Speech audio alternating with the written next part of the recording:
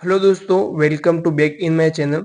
दोस्तों, हमने सीसीसी का कोर्स शुरू किया है, जिसको कोर्स ऑन कंप्यूटर कॉन्सेप्ट कहते हैं।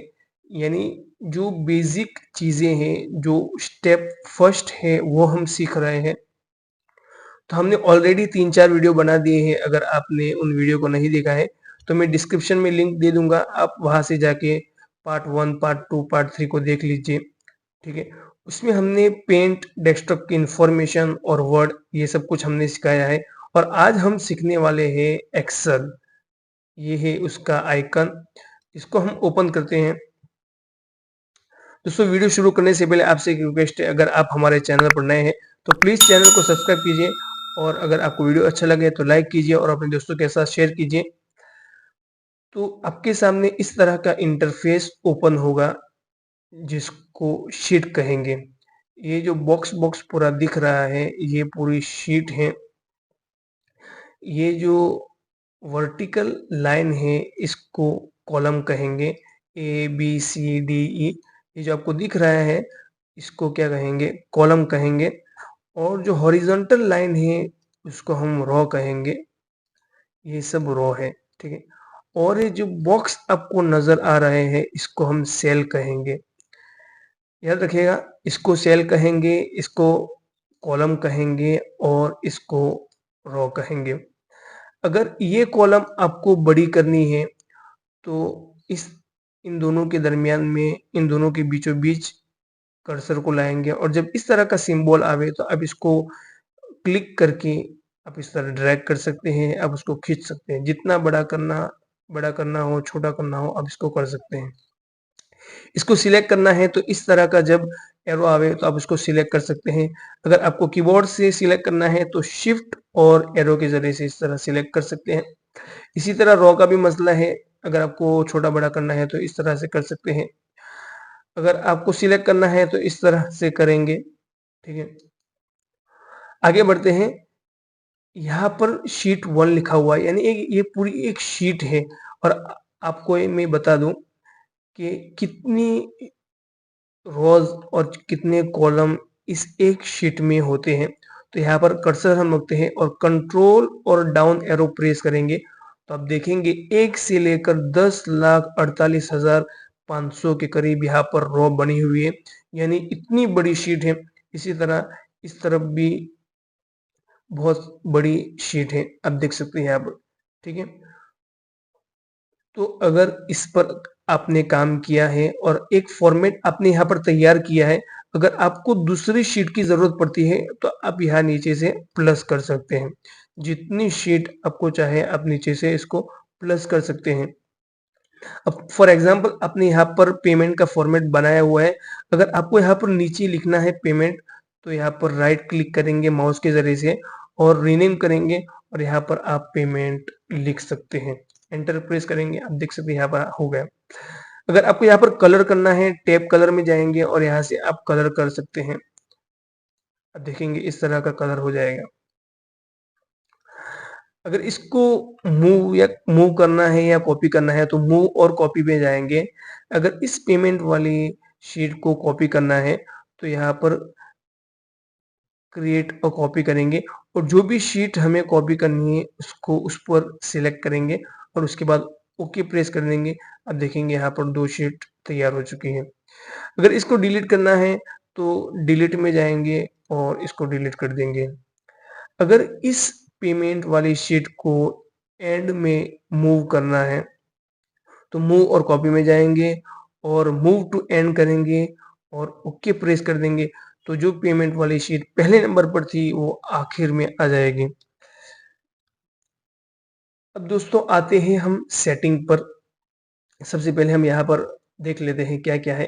तो यहाँ पर न्यू, अगर आपको पूरी जो है पूरा डॉक्यूमेंट आपको नया लेना है, पूरी बुक नई लेनी है, तो आप न्यू से ले सकते हैं। ओपन में जाएंगे, जो पिछले हमने डॉक्यूमेंट बना रखे हैं, बुक बना रखी है, वो आपको ओपन करनी है, आप यहाँ से ओपन कर सकते हैं। सेव करनी है, इसको सेव कर सकते हैं। ये सब चीज मैंने आपको वर्ड में सिखाई है, इसमें कुछ नया नहीं है, ठीक है। तो आते हैं अब हम इन तमाम सेटिंग पर और इन तमाम टूल्स पर। फॉर एग्जाम्पल यहाँ पर मैंने लिखा है एक्स वाई जेड, ठीक है, एक्स वाई जेड। अब आप देखेंगे यहाँ पर जो टेक्स्ट लिखा हुआ है वो नीचे की तरफ लिखा हुआ है और लेफ्ट साइड लिखा हुआ है। अब मुझे इसको सेंटर में करना है, तो यहाँ पर मैं आऊंगा और इसको सेंटर कर दूंगा। भी सेंटर में तो हो गया, लेकिन इस तरह वर्टिकल में भी सेंटर में आना चाहिए। ये बिल्कुल नीचे की तरफ है, तो इस इधर जाऊंगा और मैं इसको प्रेस करूंगा, तो ये भी मिडल अलाइनमेंट हो जाएगा, यानी सेंटर में आ जाएगा। तो ये उसकी सेटिंग है। अगर आपको ऊपर रखना है तो ये करेंगे, नीचे रखना है तो ये करेंगे, सेंटर में रखना है ये करेंगे, लेफ्ट में रखना है तो ये करेंगे, राइट में करना है तो ये करेंगे, सेंटर में करना है तो ये प्रेस करेंगे। अब उसके बाद आते हैं हम यहाँ पर, ये है ओरिएंटेशन, यानी आपको जो फॉन्ट यहाँ पर जो टेक्स्ट लिखा हुआ है उस टेक्स्ट की स्टाइल को चेंज करना है, तो अब यहाँ से कर सकते हैं। इसको एंगल काउंटर क्लॉकवाइज कहेंगे, ये इस तरह का टेढ़ा हो जाएगा। और आपको वर्टिकल में करना है तो ये वर्टिकल में आ जाएगा, देख सकते हैं इस तरह वर्टिकल में आ जाएगा। रोटेट करना है तो इस तरह, आपको जो स्टाइल पसंद हो आप इस तरह कर सकते हैं, ठीक है।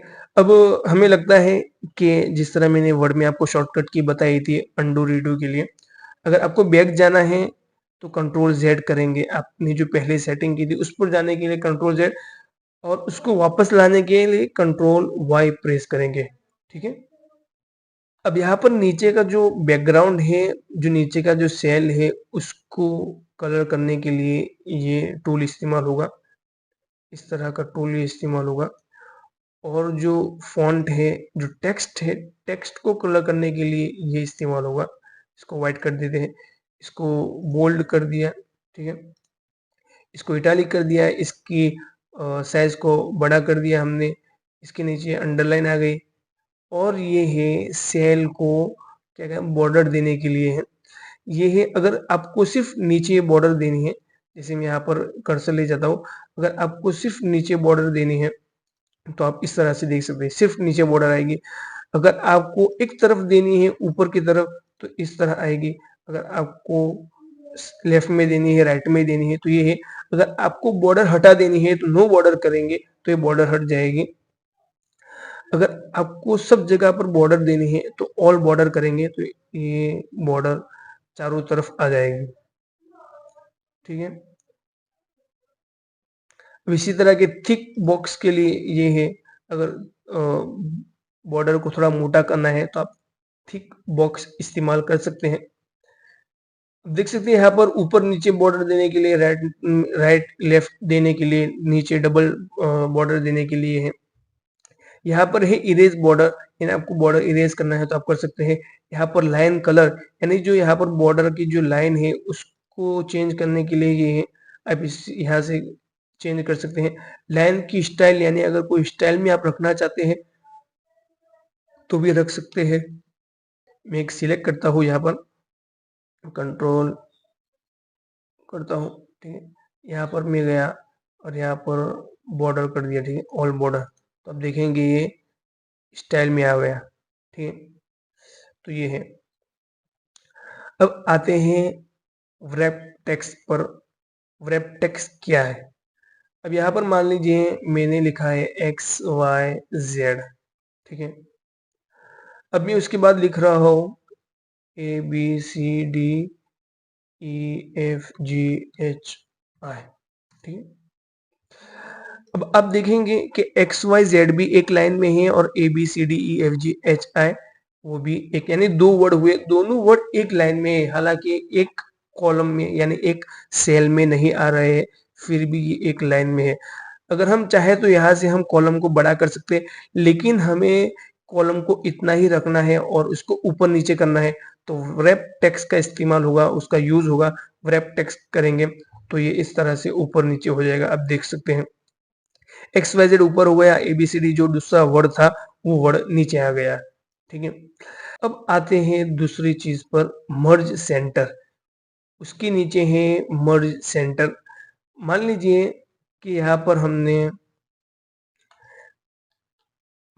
पर हमने एक्स वाई जेड तो लिखा है और उसके साथ साथ A B C D E F G H I भी लिखा हुआ है।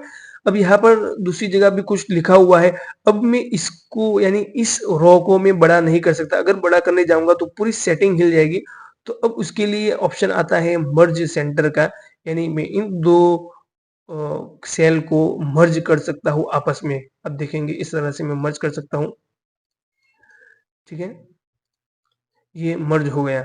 जितनी भी सेल, जितनी भी कॉलम की सेल आप मर्ज करना चाहो आप मर्ज कर सकते हो। देख सकते हैं ये बॉक्स है, ये अलग अलग बॉक्स है। मैं हर बॉक्स में लिख सकता हूँ अलग अलग बॉक्स में, लेकिन इन तमाम को मर्ज करना है यानी उसके लिए एक ही रखना है, एक बॉक्स रखना है।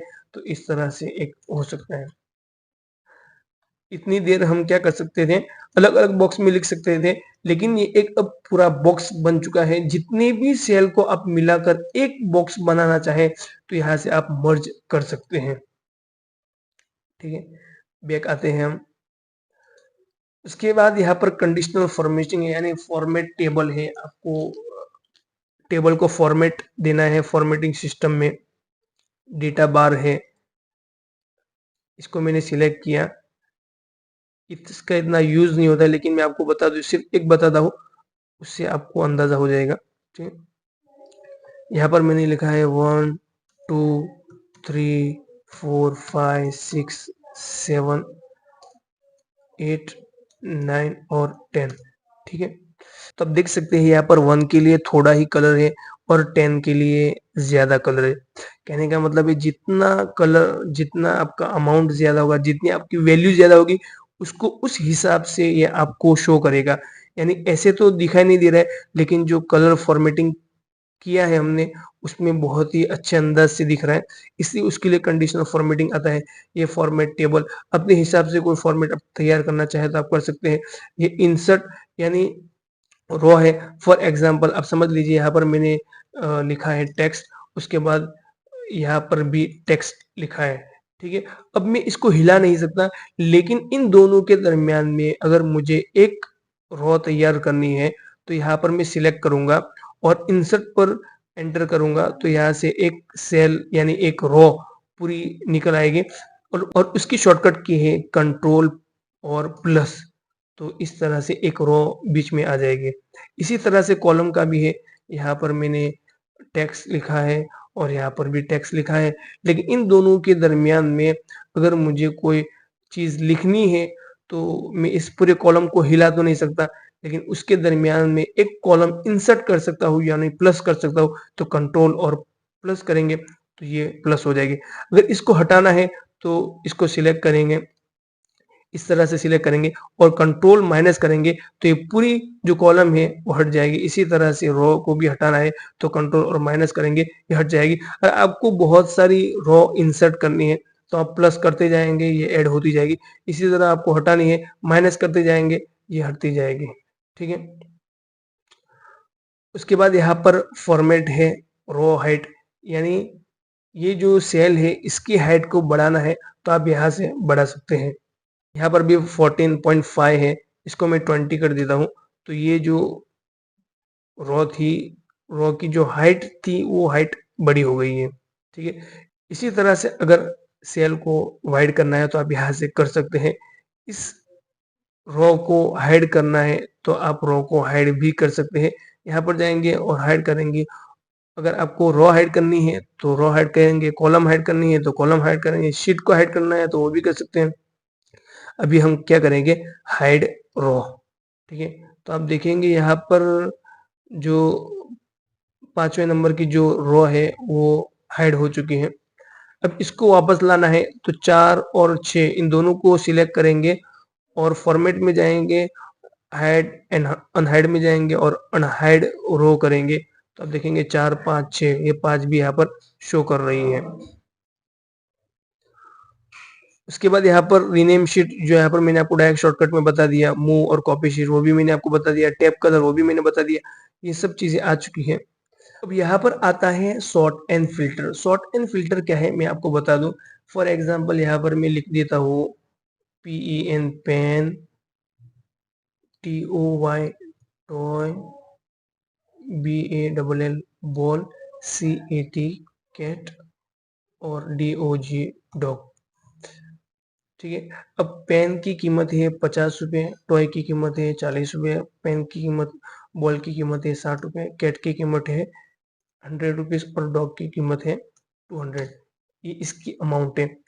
अगर आपको सॉर्ट एंड फ़िल्टर करना है तो हम यहाँ से सिलेक्ट करेंगे, बाद सॉर्ट एंड फ़िल्टर पर हम जाएँगे और इसको हमें असेंडिंग करना है तो यहाँ पर सॉर्ट ए टू ज़ेड करेंगे तो ये हो जाएगा।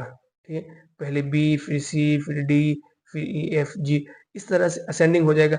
अगर आपको जेड टू ए करना है तो यहाँ से भी आप कर सकते हैं। ठीक है, यहाँ पर आप फ़िल्टर लगाना चाहते हैं तो फ़िल्टर भी लगा सकते हैं। यहाँ पर जाएँगे, अनसेलेक्ट ऑल करेंगे, कोई भी एक चीज़ आपको लेनी है, फॉर एग्ज़ाम्पल डॉग आपको चाहिए तो ओके करेंगे तो यहाँ पर सिर्फ़ डॉग आएगा। ठीक है, इसको फ़िल्टर कहेंगे।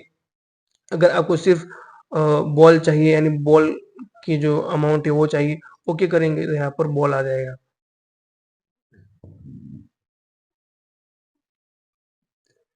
ठीक है, सॉर्ट एंड फ़िल्टर हो गया।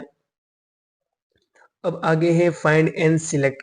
ये तो मैंने आपको बता दिया कि कोई चीज़ फाइंड करनी है तो कंट्रोल एफ के ज़रिए से आप इसको फाइंड कर सकते हैं। पूरी शीट में जहाँ पर भी होगी वो हो जाए, आपको मिल जाएगी। और रिप्लेस करना है वो भी मैंने आपको वर्ड में बता दिया है कि कैसे रिप्लेस करना है। अब आगे आते हैं इंसर्ट पर। यहाँ पर भी सेम वही चीज़ है जो मैंने आपको वर्ड में बताया है। पेज लेआउट में जाएंगे, यहाँ पर भी वही चीज़ है।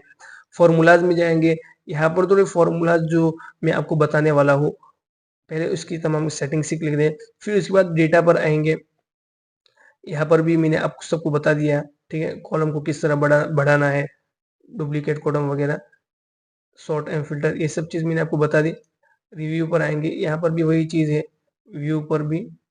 ठीक है, ये सब चीज़ें मैंने आपको बता दी है कहाँ पर, वर्ड में। तो आज के लिए इतना ही, मिलते हैं नेक्स्ट वीडियो में। अगर आपको हमारा वीडियो अच्छा लगा है तो प्लीज़ वीडियो को लाइक कीजिए, शेयर कीजिए